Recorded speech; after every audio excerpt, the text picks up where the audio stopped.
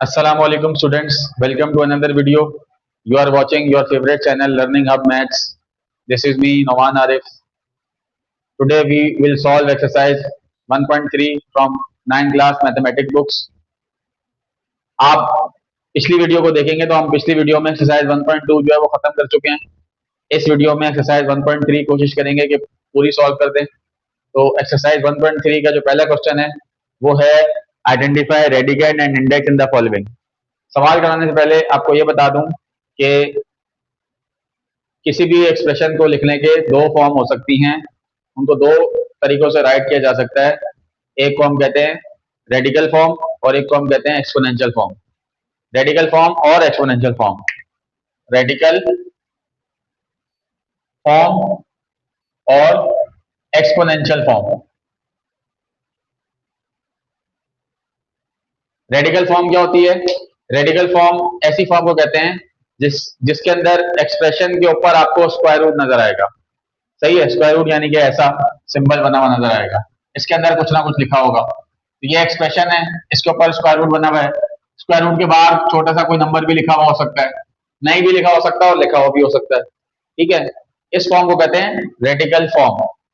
ठीक है, exponential form जो है वो बाद में बताऊंगा, पहले रेडिकल फॉर्म को समझें.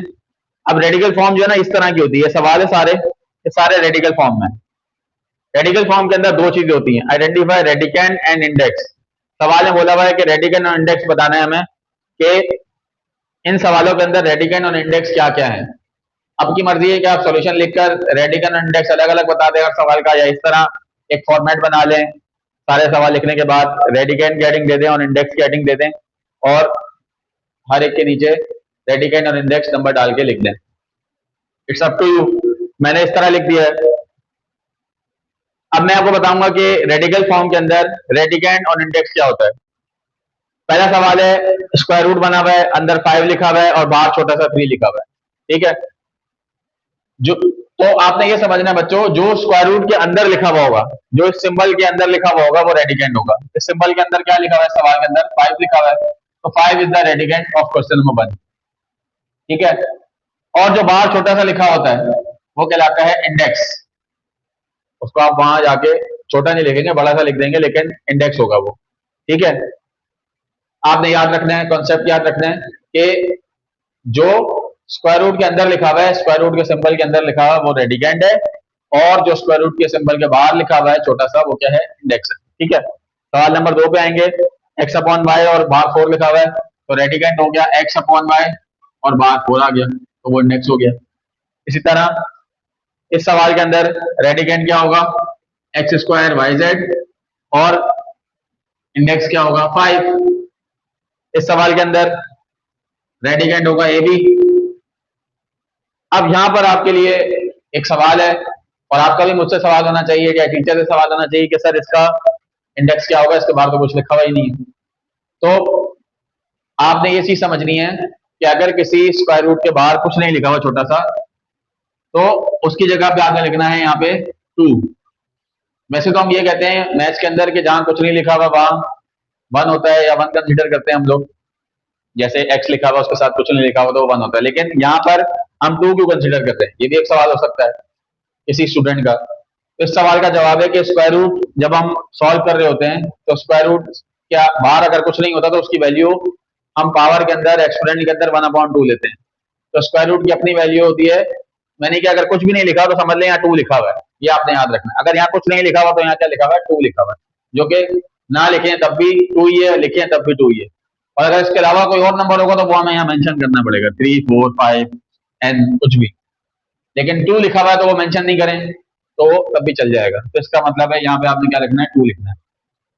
लास्ट क्वेश्चन है इसकी, इसका रेडिकेंड है पी क्यू अपॉन आर और इसका इंडेक्स है एन. ठीक है, तो ये क्वेश्चन खत्म हो गया. सो स्टूडेंट्स, अब है क्वेश्चन नंबर 2. क्वेश्चन नंबर 2 के अंदर सवाल है transform the following into exponential form. नीचे आपको कुछ सवालात दिए हैं, ये सवालात रेडिकल फॉर्म में. इस रेडिकल फॉर्म को हमें एक्सपोनेंशियल फॉर्म में कन्वर्ट करना है. अब टाइम आ गया कि मैं आपको ये बताऊं कि एक्सपोनेंशियल फॉर्म क्या होती है. पहले तो मैं आपको ये बताया था ना कि वो फॉर्म जो स्क्वायर रूट के अंदर लिखी हुई हो किसी एक्सप्रेशन की, वो रेडिकल फॉर्म होती है. अब एक्सपोनेंशियल फॉर्म क्या होती है? एक्सपोनेंशियल फॉर्म कहते हैं ऐसी फॉर्म को जिसके अंदर कोई एक्सप्रेशन लिखा हुआ हो, उसके ऊपर कोई ना कोई पावर हो। ठीक है, कोई नई पावर भी है तब भी वो एक्सपोनेंशियल फॉर्म कहला सकता है, क्योंकि उसके ऊपर पावर तो बन होती है। लेकिन कोई पावर अगर मेंशन हुई है, स्क्वायर रूट नहीं लिखा हुआ, पावर लिखी हुई है और स्क्वायर रूट का कहीं सिंबल नहीं बना हुआ, तो ऐसी फॉर्म जो है वो क्या कहलाती है? Exponential form. अब सवाल है हमारे पास कि ये जो फॉर्म दी हुई है इसमें स्क्वायर रूट सब में बना हुआ है, सही है, इन सबको हमने एक्सपोनेंशियल फॉर्म में कन्वर्ट करना है। हमें इसको सिंप्लीफाई करने की जरूरत नहीं है कि भाई हम सवाल को और सिंप्लीफाई करें, मैक्सिमम सिंप्लीफाई करके आंसर लेकर, हमें बस फॉर्म चेंज करनी है। ठीक है, तो फॉर्म किस तरह चेंज करेंगे? जैसे नंबर 1 सॉल्यूशन सॉल्व करते हैं, तो सवाल नंबर 1 है 3/4 स्क्वायर रूट। सॉल्यूशन के बाद सवाल दोबारा लिख लिया। अब 3/4 तो ऐसे ही रहेगा, ब्रैकेट भी आप ऐसे ही बना दें। ये जो स्क्वायर रूट है इसके बाहर कुछ नहीं लिखा हुआ, इसके बाहर कुछ नहीं लिखा, इसका मतलब है यहाँ 2 है। तो जब भी हम स्क्वायर रूट खत्म करेंगे ना, तो आपने याद रखना है कि यहाँ पे पावर में हमेशा वो 1/, में पावर आ जाएगी। तो यहाँ पे पावर आएगी 1/2। अगर यहाँ कुछ और नंबर लिखा होगा तो वो 1/, में आ जाएगा। सही है, तो ये बस रेडिकल फॉर्म से एक्सपोनेंशियल फॉर्म में चेंज हो गया, बस इससे आगे आपने कुछ नहीं करना है, ये आपका जवाब है। ठीक है, ये भी एमसीक्यूज के लिए सवाल आता है, इतना छोटा सा सवाल है। सवाल नंबर 2 सॉल्यूशन x/y की पावर 5 स्क्वायर रूट। x/y की पावर 5 का मतलब है कि आपने पहले x/y की पावर 5 लिखना है। अब आपने स्क्वायर रूट खत्म करना है, स्क्वायर रूट खत्म करना है तो उसकी जगह क्या लगाते हैं? उसकी जगह आप लगाते हैं 1/2, अगर बाहर कुछ नहीं लिखा हुआ तो। अब जो पहले से पावर लिखी हुई है वो कहाँ जाएगी? वो अपनी जगह पे रहेगी। वो जो 1/2 आएगा वो इसके साथ आ जाएगा होके मल्टीप्लाई। क्यों मल्टीप्लाई होके आएगा? क्योंकि लॉ ऑफ एक्सपोनेंट कहता है कि जब किसी नंबर के ऊपर एक पावर पहले से मौजूद हो, उसके बाद दूसरी पावर भी लिखी हो, तो वो दोनों पावर आपस में मल्टीप्लाई होती है। अब हम समझ लें कि ये जो पावर 1/2 में लिखी है स्क्वायर रूट की वजह से लिखी है, तो ये इसके ऊपर आनी चाहिए थी, आनी चाहिए थी, तो फिर ये इसके साथ क्या होगी? प्लस होगी, माइनस होगी, मल्टीप्लाई होगी, डिवाइड होगी। ये पावर इस 5 नंबर के साथ क्या होगी? मल्टीप्लाई होगी। तो जब आप इसको मल्टीप्लाई करेंगे तो ये आ जाएगा x/y की पावर 5/2। 5 1 5, ये 5 ऊपर वाले से मल्टीप्लाई हो गया, 1 से 5/2, ये आपका जवाब हो गया। ये एक्सपोनेंशियल फॉर्म है, ये रेडिकल फॉर्म है। सवाल एक ही है, बस फॉर्म अलग अलग है, फॉर्म्स अलग अलग है। ठीक है, सवाल नंबर 3 सॉल्यूशन y/x की पावर -5 स्क्वायर रूट के बाहर क्या लिखा हुआ है? 3 लिखा हुआ है। ठीक है, अब इसको हम कैसे सॉल्व करेंगे? सबसे पहले आपने यहां करना है, देखें एक बात और आपने याद रखनी है कि अगर किसी एक्सप्रेशन के ऊपर पावर नेगेटिव लिखी हुई है, एक्सपोनेंट नेगेटिव लिखा हुआ है, तो आपको सबसे पहले उसको पॉजिटिव करना होगा। सही है, तो आप उसको पहले पॉजिटिव कर दें, ये भी आपका एक टास्क होगा। तो आप क्या करेंगे? y/x लिखा है ना, तो किसी भी पावर को जब नेगेटिव को पॉजिटिव करेंगे आप, तो जिसके ऊपर पावर होगी ना उसको आपने क्या करना है? रेसिप्रोकल कर देना है। रेसिप्रोकल का मतलब है y/x लिखा हुआ है, तो रेसिप्रोकल क्या हो जाएगा कि न्यूमरेटर डिनोमिनेटर बन जाएगा, डिनोमिनेटर न्यूमरेटर बन जाएगा, तो ये बन जाएगा x/y की पावर 5। अब ये नेगेटिव नहीं रहा, ठीक है, और मल्टीप्लाई, ये जो पावर है ये आ जाएगी 1/3 ऐसे। अब जब हम इसको फर्दर सॉल्व करेंगे तो ये बन जाएगा x/y 5 1 5/3। ये आपका सॉल्यूशन हो गया। सवाल नंबर 4 सॉल्यूशन yz की पावर 7 स्क्वायर रूट 3 लिखा हुआ है। आप yz लिखेंगे, पावर 7 लिखेंगे, मल्टीप्लाई क्या लिख देंगे? 1/3। ये बन जाएगा yz की पावर 7/3। इसको 7 3 से 21 नहीं करना, सामने सामने मल्टीप्लाई होते हैं ना, 7 1 7/3 आ गया।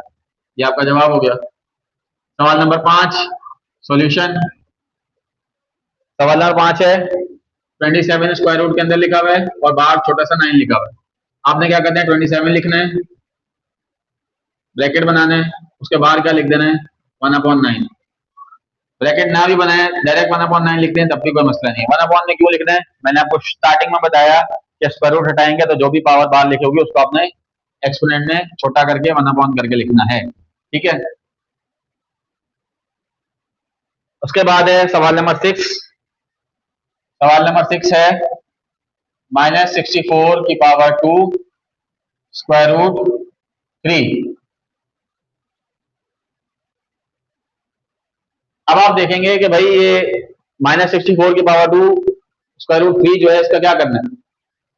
देखिए किसी नंबर के ऊपर अगर पावर होती है नेगेटिव तो हम उसको पॉजिटिव करते हैं, लेकिन अगर कोई नंबर ही नेगेटिव है और उसके ऊपर पावर इवन लिखी गई या ऑड लिखी गई फिर हम ये डिसाइड करके इसको भी पॉजिटिव नेगेटिव कर सकते हैं।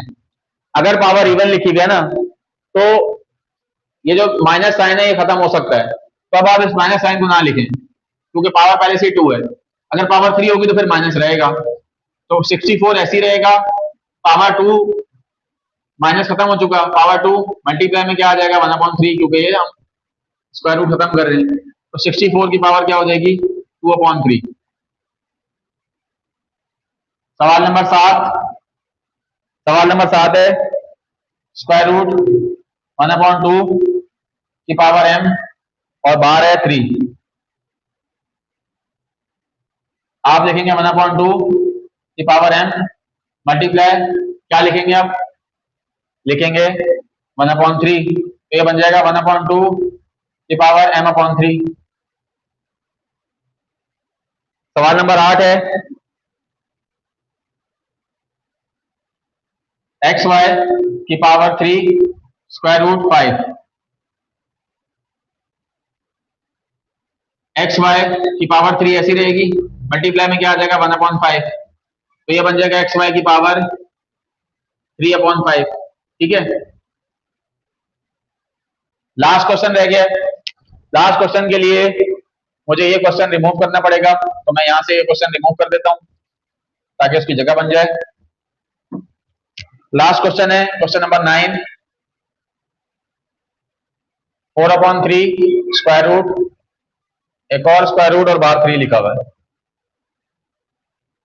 आपने लिखा 4/3, पहले आप पहला स्क्वायर रूट रिमूव करें, तो पहला स्क्वायर रूट रिमूव करेंगे 4/3 के ऊपर लिखेंगे 1/2 और बाहर वाला स्क्वायर रूट फिर ऐसे ही रह जाए। फिर आप दोबारा 4/3 लिखें, ब्रैकेट के बाहर लिखें 1/2 और जब आप दूसरा वाला स्क्वायर रूट खत्म करेंगे तो उसकी जगह लिख देंगे मल्टीप्लाई 1/3। पहले पावर थी दूसरी पावर भी आ गई, दोनों के दरमियान मल्टीप्लाई आ गया 4/3। अब क्या हो जाएगा 1 1 जा 1, 2 3 जा 6, तो पावर आ गई 1/6। ये आपका जवाब होगा, ठीक है। सारे क्वेश्चन एक्सरसाइज 1.3 क्वेश्चन नंबर 2 के सारे क्वेश्चन सॉल्व हो गए। सो स्टूडेंट्स अब हम सॉल्व करेंगे क्वेश्चन नंबर 3 एक्सरसाइज 1.3 का। क्वेश्चन नंबर 3 है transform the following into radical form. अभी जो हमने क्वेश्चन किया था वो था transform the following into exponential form, यानी कि रेडिकल फॉर्म में क्वेश्चन दिए हुए थे उसको एक्सपोनेंशियल फॉर्म में कर रहे थे।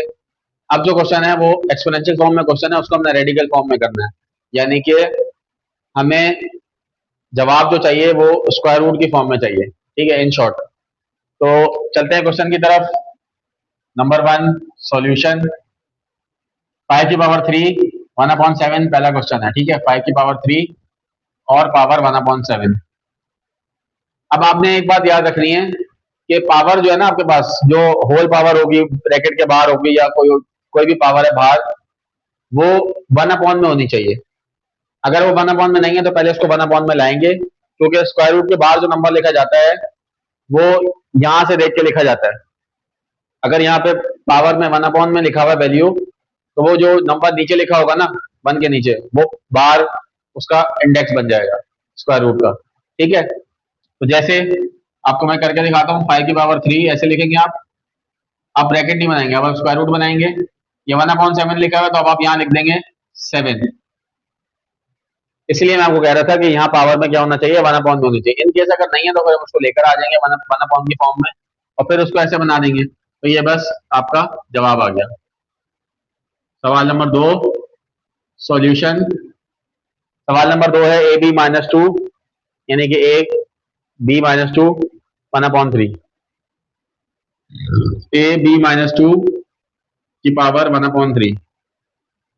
यह पावर तो 1/1 में दी भी है, लेकिन यहाँ पे एक मसला ये है कि पावर जो है नेगेटिव है बी की, तो हाँ आप पहले इसकी पावर को पॉजिटिव करेंगे। कैसे करेंगे? जैसे पिछले क्वेश्चन में मैंने बताया था कि ए लिखेंगे और जिसके ऊपर पावर नेगेटिव है उसको पॉजिटिव करने के लिए उसको रेसिप्रोकल कर देते हैं। ठीक है, तो अब मैंने इसको क्या कर दिया, बी की पावर 2, बी की पावर -2 से बी की पावर 2 आ गई, लेकिन अब ये ए के साथ नहीं रहेगा बल्कि ए के साथ डिवाइड हो जाएगा क्योंकि ये रेसिप्रोकल हो गया। बाहर आप लिख देंगे 1/3, तो नीचे आके आप लिख देंगे ए की पावर बी, ए अपॉन बी की पावर 2 स्क्वायर रूट, और यहाँ लिख देंगे आप 3। तो ये आपका आ गया रेडिकल फॉर्म। सवाल नंबर 3 सॉल्यूशन। सवाल नंबर 3 है 5/3 5/7 की पावर 3 की पावर 5/7, 5/7 की पावर 3 और फिर एक और होल पावर है 5/7। अब यहाँ पर 1/7 होता तो ये बड़ा आराम से जैसे ये हुआ है जैसे ये हुआ ऐसे हो जाता, लेकिन यहाँ पे 5/7 लिखा हुआ है तो आपको पहले क्या करना पड़ेगा, 5/7 लिखकर पावर 3 लिखकर एक और ब्रैकेट बनाकर यहाँ पे आपको लिखना पड़ेगा 5 × 1/7। सही है, इसका मतलब भी यही है। 5/7 लिखा हुआ है तो आप क्या करेंगे, 5 अलग कर दें, मल्टीप्लाई 1/7 अलग कर दें, इसका मतलब है 5/7 लिखा, लेकिन मैंने इसको 1/की फॉर्म में लिख दिया। अब जब इसको हम रेडिकल फॉर्म में लिखेंगे तो हम लिखेंगे 5/7, ये 3 और ये 5 मल्टीप्लाई हो जाएंगे तो यहाँ बन जाएगा 15। आप ब्रैकेट के बाहर लिखें या ब्रैकेट बनाए बगैर लिख दें, कोई मसला नहीं है, लेकिन ब्रैकेट में लिख देंगे इसलिए क्योंकि ये फ्रैक्शन में ना इन दोनों के ऊपर पावर है, और स्क्वायर रूट के बाहर लिख देंगे 7। ये आपका जवाब हो जाएगा। सवाल नंबर 4 सॉल्यूशन। सवाल नंबर 4 है b/a -m/2, b/a की पावर -m/2। अब वही बात है कि 1 में नहीं है तो पहले आप क्या करेंगे, b/a, अच्छा उसके अलावा पावर नेगेटिव भी है तो पावर को पॉजिटिव कर लें, b/a को आप ये कर लें a/b और पावर पॉजिटिव भी हो जाएगी। अब माइनस नहीं लिखना आपने, और आपने क्या करना है, m लिखना है मल्टीप्लाई 1/2 लिख देना है। ठीक है, इसका मतलब भी यही है m/2, जब इसको हम फाइनलाइज करेंगे m m/2 तो ये हो जाएगा m/2, माइनस हमने खत्म कर दिया, b/a को a/b कर दिया। अब जब इसको मैं रेडिकल फॉर्म में लिखूंगा तो मैं लिखूंगा a/b की पावर होल पावर m और स्क्वायर रूट। बाहर अब आपने क्या लिखना है, कुछ भी नहीं लिखना, क्यों? क्योंकि यहाँ लिखा है 1/2, 1/2 जब आ जाएगा तो बाहर आपने यहाँ पे कोई इंडेक्स नहीं लिखना। ठीक है, इसका मतलब अंडरस्टूड है कि यहाँ पे 2 है, तो ये आपका जवाब आ गया। लास्ट क्वेश्चन है 11/13 ब्रैकेट में, एक और ब्रैकेट में 11/13 और बाहर इनकी होल पावर दी हुई है 1/3। बड़ा ही आसान क्वेश्चन है, आपने क्या करना है 11/13 ऐसे लिखना है, एक और बार 11/13 लिखना है, और ये 1/3 लिखा हुआ है इसके बाद आपने स्क्वायर रूट बना देना है और यहाँ लिख देना है 3। बस ये क्वेश्चन एक ही स्टेप में खत्म हो जाएगा। ठीक है, और ये सारे क्वेश्चन आपके सामने सॉल्व हो गए। एक्सरसाइज 1.3 खत्म हो गई। उम्मीद है आपको वीडियो पसंद आई होगी। मेरे चैनल को जरूर जरूर सब्सक्राइब कर लीजिएगा, वीडियो को शेयर कर लीजिएगा, जरूर जरूर चैनल को लाजमी लाजमी लाजमी आप लोगों ने सब्सक्राइब कर लेना है। Thank you so much.